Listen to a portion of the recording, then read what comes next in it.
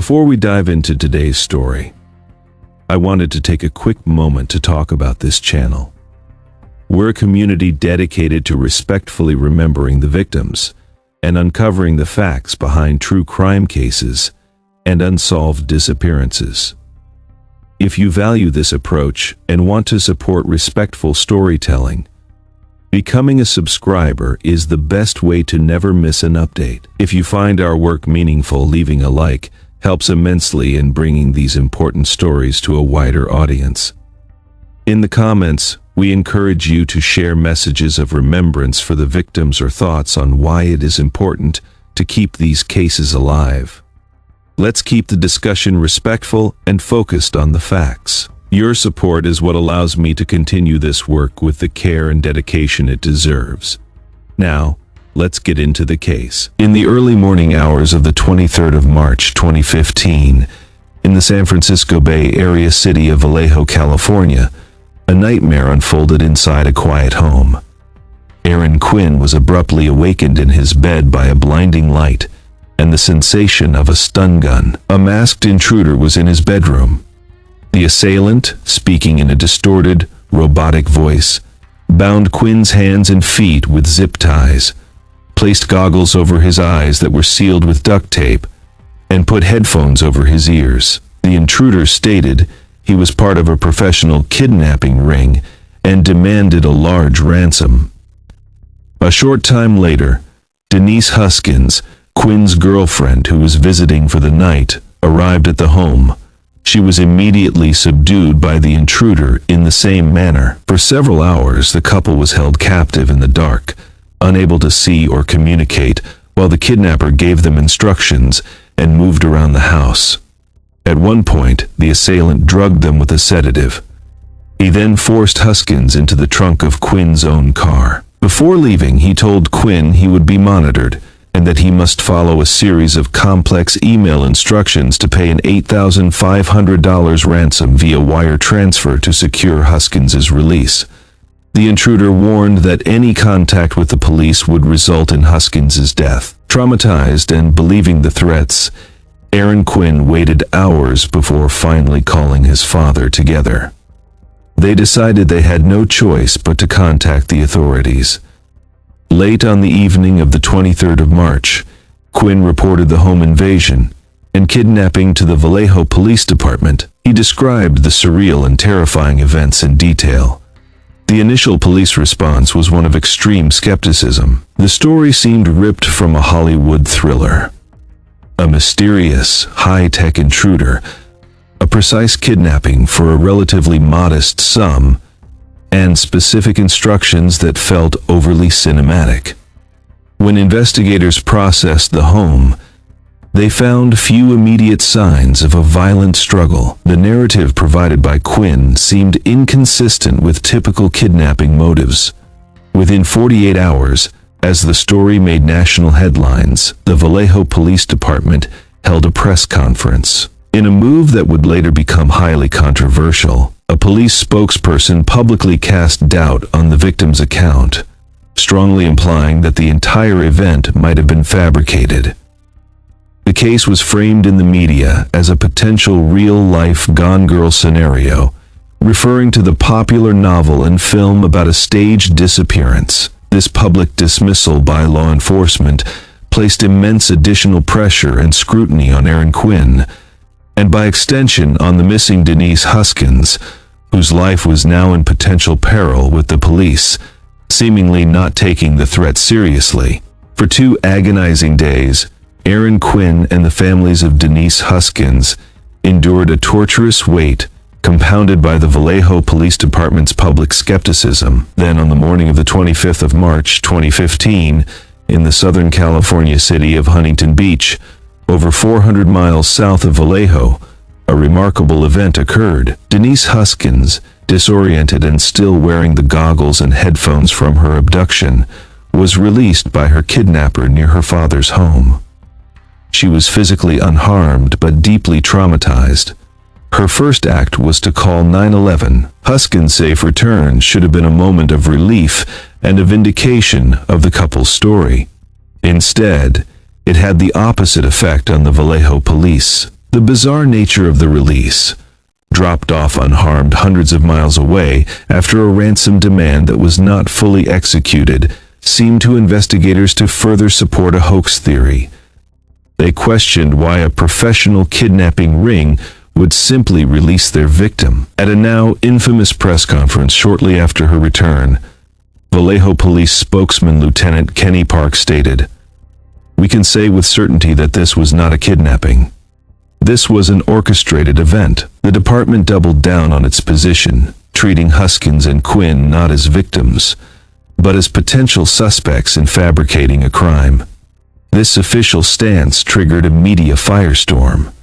The couple was vilified in the court of public opinion, portrayed as attention seekers who had wasted police resources. The emotional toll on Huskins and Quinn was devastating.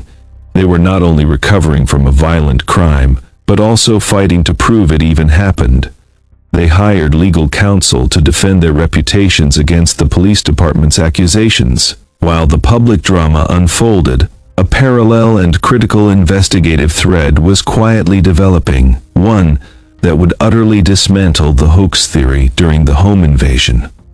The kidnapper had stolen several items from Quinn's house, including a cell phone, a camera, and a laptop computer. The kidnapper had specifically warned Quinn not to involve the police, threatening remote monitoring. This laptop would become the case's critical piece of evidence. Unbeknownst to the kidnapper, the stolen laptop was equipped with a basic tracking software. Weeks after the kidnapping, in a staggering lapse of operational security, the perpetrator used the stolen laptop at a location in Berkeley, California. This activity triggered an automatic alert. The tracking data was passed from the software company to the FBI. With this lead, federal agents were able to identify a specific address and a potential suspect, Matthew Muller, a 38-year-old former U.S. Marine Corps captain and Harvard Law School graduate, who was now working as a disbarred attorney. This information was shared with the Vallejo police, fundamentally shifting the investigation. The existence of a credible suspect with the stolen property in his possession proved the crime was real. The focus abruptly pivoted from doubting the victims to hunting a dangerous criminal. The stage was now set for a dramatic confrontation that would expose the full truth. The automatic alert from the stolen laptop's tracking software provided the first tangible lead in a case mired in public doubt. The FBI, now leading the investigation, traced the laptop's signal to a specific address in the South Lake Tahoe area and later to Berkeley, California. Surveillance was established. On the 5th of June 2015, investigators observed a man matching the description of the suspect.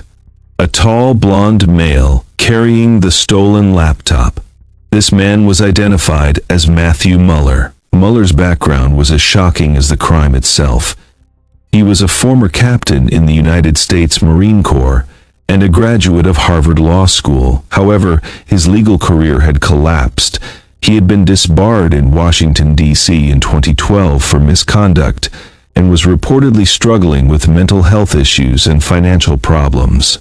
This profile of a highly intelligent, trained individual capable of planning a complex crime fit the kidnapper's described method. On the 8th of June 2015, the FBI and local law enforcement moved to arrest Muller at his mother's home in Dublin, California.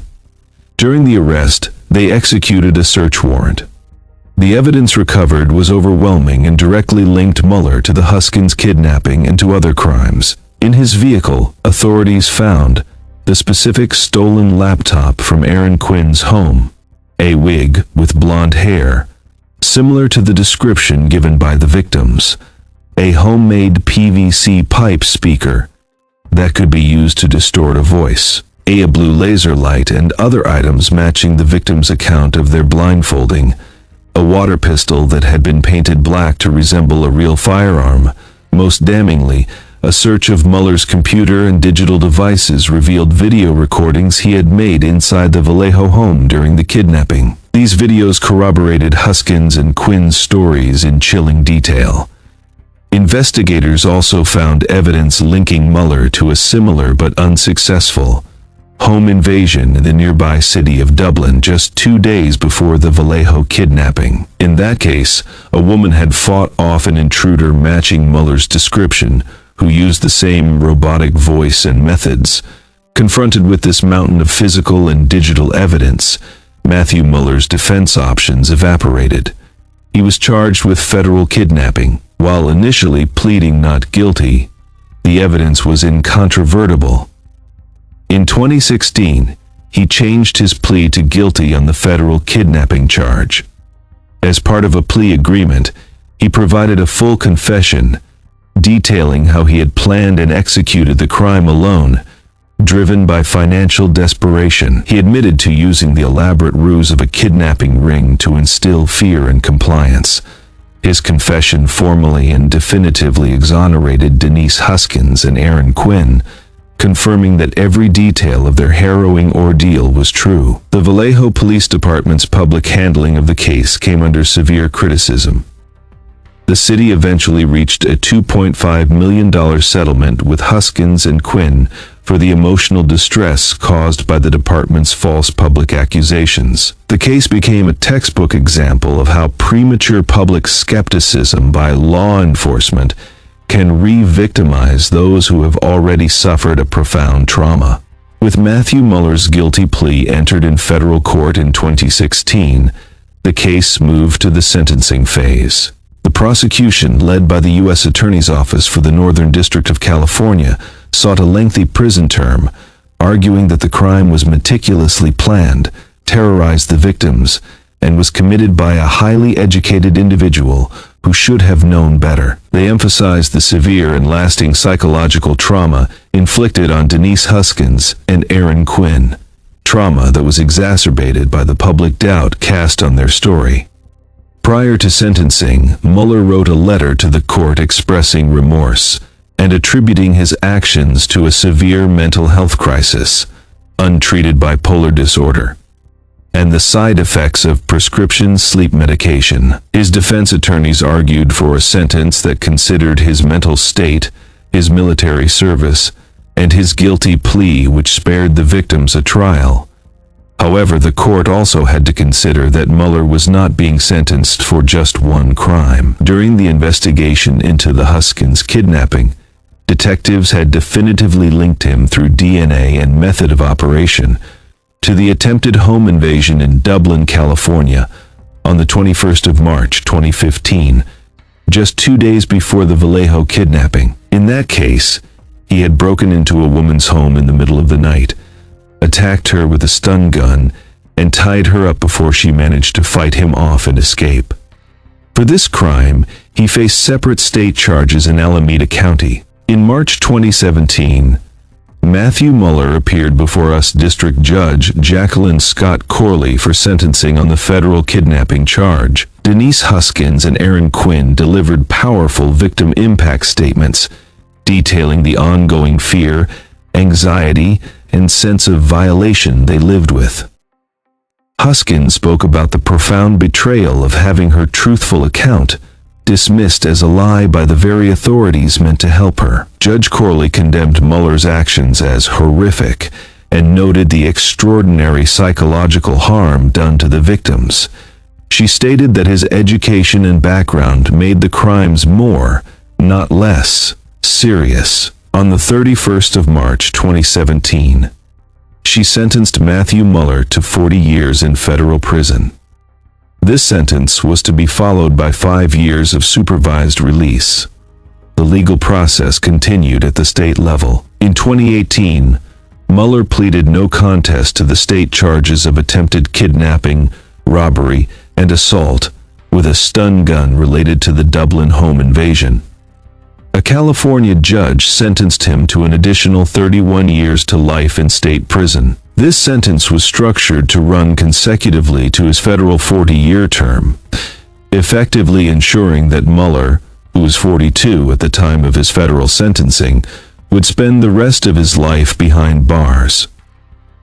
The consecutive sentences from both federal and state courts represented the full legal reckoning for his crimes. They also served to officially and completely vindicate Denise Huskins and Quinn, affirming through the highest levels of the judiciary that they had been truthful victims of a terrifying and real crime. The sentencing of Matthew Muller closed the criminal chapter, but for Denise Huskins and Quinn, the journey of recovery and reclaiming their narrative was just beginning. The $2.5 million settlement from the city of Vallejo in 2018 provided a measure of legal vindication for the harm caused by the police department's public dismissal of their ordeal.